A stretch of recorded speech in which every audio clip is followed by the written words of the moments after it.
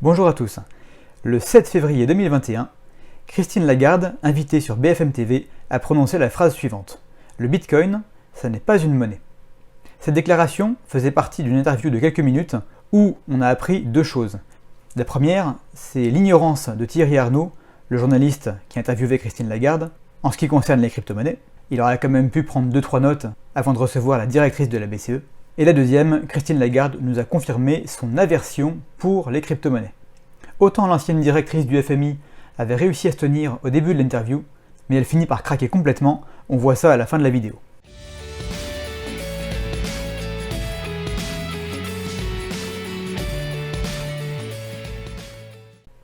Mais d'abord, revenons sur cette déclaration choc qui a fait le titre de nombreux articles sur internet récemment. Le Bitcoin n'est pas une monnaie. Là, il faut être honnête 2 secondes. Elle a parfaitement raison de dire ça. Le Bitcoin n'est pas à l'heure actuelle et ne sera probablement jamais une monnaie au sens strict du terme. Une monnaie, qu'est-ce que c'est ? C'est pas moi qui ai inventé la définition, c'est Aristote. Donc ça commence déjà à remonter un petit peu. Une monnaie doit avoir 3 qualités. D'abord, elle doit servir d'unité de compte. Il doit être pratique, grâce à cette monnaie, de tenir des comptes. Pour le Bitcoin, en théorie, c'est tout à fait possible. Après tout, c'est que des chiffres. Ensuite, deuxième point, une monnaie doit être pratique pour les échanges. Bon là, ça commence à se compliquer un petit peu. Certes, le Bitcoin peut voyager sur de très longues distances assez facilement, mais les transactions sont plutôt lentes, il faut compter entre 10 minutes et une demi-heure en fonction de l'engorgement du réseau, et surtout, les transactions coûtent très cher. Le jour où j'enregistre cette vidéo, envoyer des Bitcoins d'une adresse à une autre coûte à peu près 15 €. Alors ces frais sont plutôt raisonnables quand on envoie l'équivalent de plusieurs milliers d'euros, mais vous conviendrez avec moi que c'est pas demain la veille qu'on paiera une baguette de pain à 1 € en Bitcoin.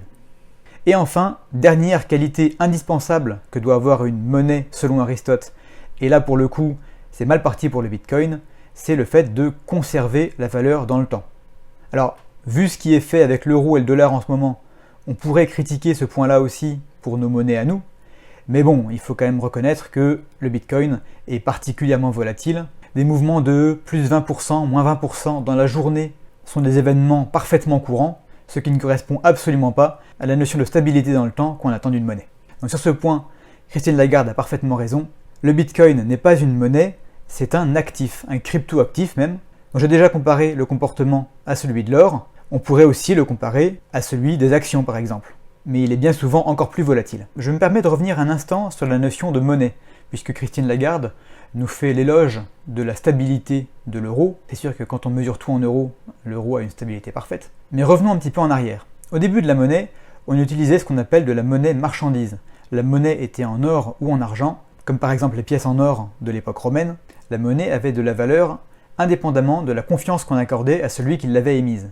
Au bout d'un moment, ceux qui voyageaient beaucoup, les marchands en particulier, ont commencé à en avoir marre de transporter des kilos d'or avec eux, et on s'est dit que ce serait peut-être plus simple d'écrire sur un bout de papier la valeur en or que le papier représentait. On est donc passé à ce qu'on appelle la monnaie représentative, pour faire court, les billets de banque. Cette fois-ci, la valeur n'est plus intrinsèque, mais le papier qu'on a dans la main est toujours échangeable à n'importe quel moment contre de l'or auprès de celui qui l'a émis. Cette parité fixe entre une monnaie et les métaux précieux, l'or, l'argent ou les deux des fois, a perduré jusqu'au XXe siècle. Et enfin, dernière étape, celle dans laquelle on est aujourd'hui, c'est la monnaie fiduciaire. Il n'y a plus de taux fixe entre la monnaie d'un côté, le métal précieux de l'autre.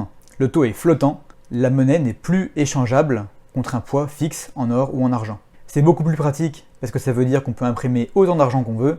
La contrepartie, c'est que face à l'or et face à l'argent, la monnaie qu'on imprime perdra structurellement de la valeur dans le temps.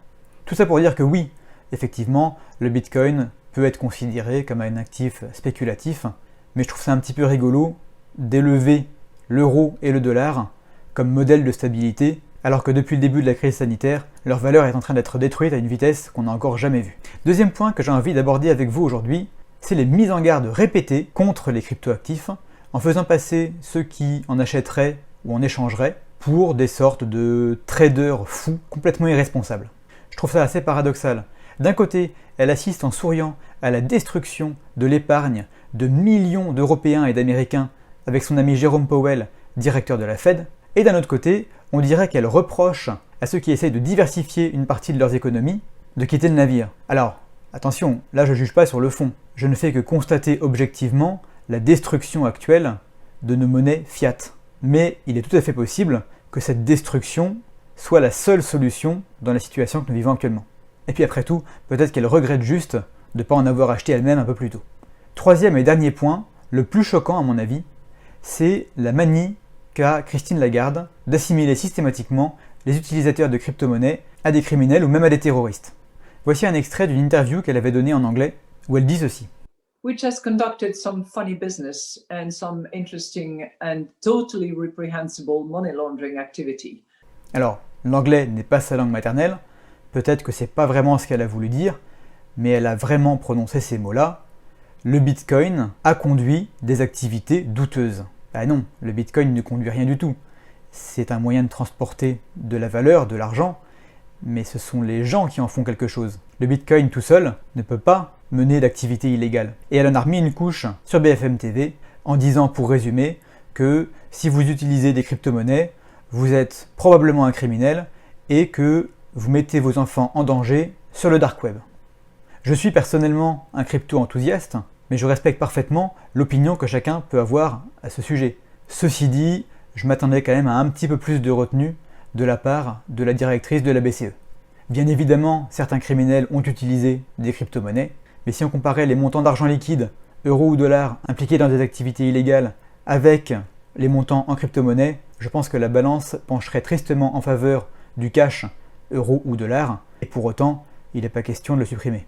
Voilà, c'était mon avis sur la question. Bien sûr, tout ceci n'est aucunement un conseil en investissement. Restez prudent, faites attention à votre argent, n'investissez que dans ce que vous aimez et dans ce que vous comprenez. Merci d'avoir regardé la vidéo jusqu'ici. Bienvenue comme toujours à tous mes nouveaux abonnés. La croissance de la chaîne a explosé depuis que je vous demande explicitement de vous abonner. Du coup, je continue. Consacrez-moi, s'il vous plaît, cette petite seconde de votre temps comme récompense des heures que je passe à faire ces vidéos pour vous. Dites-moi en commentaire ce que vous pensez de tout ça. Est-ce que tous les utilisateurs de crypto-monnaies sont des criminels ou est-ce que Christine Lagarde est allée un petit peu loin? Je vous donne rendez-vous la semaine prochaine pour une nouvelle vidéo. À très bientôt!